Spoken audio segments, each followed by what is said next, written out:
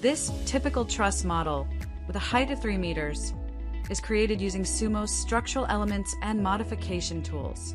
Notice the time and effort required if the modeler needs to increase the height to 4 meters.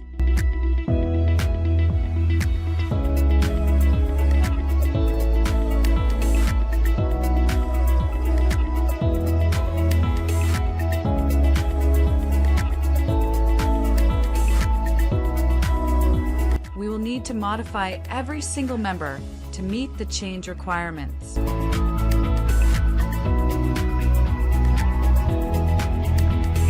Imagine a larger model with more details and members.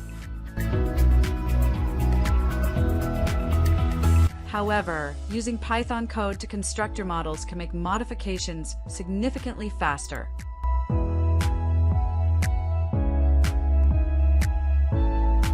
Simply locate the specific line in your code and adjust the numbers. We have now changed the height to 4 meters in seconds. Imagine how easy it is to make modifications in more complex models.